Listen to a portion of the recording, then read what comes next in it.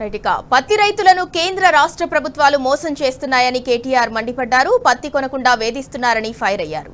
రైతులకు బీఆర్ఎస్ అండగా ఉంటుందని భరోసా ఇచ్చారు. పత్తి కొనేదాకా పోరాటం ఆపేది లేదని తేల్చి చెప్పారు.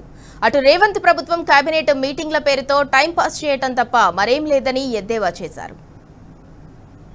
ప్రభుత్వంలో కొంత కదలిక వచ్చింది, కొంత సిగ్గు వచ్చింది, బుద్ధి వచ్చింది అని చెప్తా ఉన్నారు. చాలా చాలా సంతోషం. నేను ఇవాళ ప్రభుత్వాన్ని మీ అందరి మాటలు విన్నాక నేను 1-2-3 ప్రశ్నలు అడగదలుచుకున్నా. ఒకటి, నిజంగానే మీరు ఏ తప్పు చేయకపోతే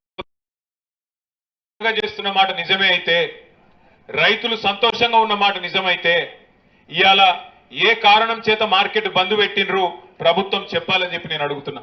నిజంగానే మీరు చక్కగా బ్రహ్మాండంగా నడుపుతుంటే, రైతులకు ఏ షికాయత్ లేకుంటే, అంత బాగా జరుగుతుంటే మేము రైతులను కలుస్తామంటే మీకు భయం ఎందుకు అవుతుంది? మీకు వచ్చిన ఇబ్బంది ఏందని నేను అడుగుతున్నా. రెండవ మాట, ఇక్కడికి వచ్చేటప్పుడు మన ఎమ్మెల్యే అనిల్ జాదవ్ గారు లఖంపూర్లో అక్కడ సోయాబీన్ కొనుగోలు కేంద్రంకు తీసుకొని పోయిండు. అక్కడ రైతులతో మాట్లాడినాం.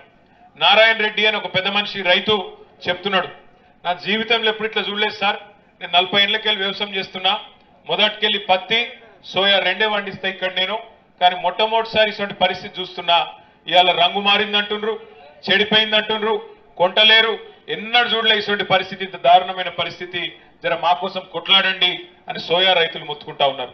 అట్లాగే అక్కడే పక్కనే ఉన్న రైతులు, పత్తి పండించే రైతులు ఇక్కడ మీ లెక్కనే వాళ్ళు కూడా చెప్పారు, సార్ మా ఆదిలాబాద్లో ఇంటర్నెట్ చక్కగా ఉండదు, ఆదిలాబాద్లో అందరి దగ్గర స్మార్ట్ ఫోన్లు ఉండయి, కొంతమందికే ఉంటాయి, చాలా మందికి ఉన్న ఫోన్ వాడరాదు. మరి అసలు ఇదేదో కిసాన్ కపాస్ యాప్ అని పెట్టినరు, అది ఏం యాప్ ఏందో ఆన్లైనే బుక్ చేసుకోవాలంటారు, దాని ప్రకారమే నడవాలంటారు.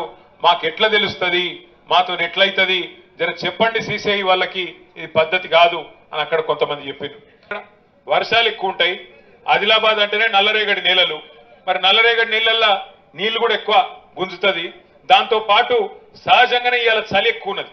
మరి చలి ఎక్కువ ఉన్నప్పుడు చలికాలంలో మాయిశ్చర్ ఎక్కువ ఉండదా? గంతమందం కామన్ సెన్స్ కూడా లేదా? ఎంత అన్యాయం అంటే, ఇవాళ ఇప్పుడే రామన్న గారు చెప్తున్నారు, మన ప్రభుత్వం ఉన్నప్పుడు ఇదే అధికారులు, ఇదే సిసిఐ, కానీ ఆ రోజు 20% ఉన్నా, 22% తేమ ఉన్నా ఆ రోజు కొనిపించింది కేసీఆర్ గారి ప్రభుత్వం. నడిపెట్టోనికి తెలివి ఉంటే, నడిపెట్టోనికి రైతు మీద ప్రేమ ఉంటే, నడిపెట్టోడు రైతు బిడ్డ అయితే బరాబర్ రైతులకు న్యాయం జరుగుతుంది.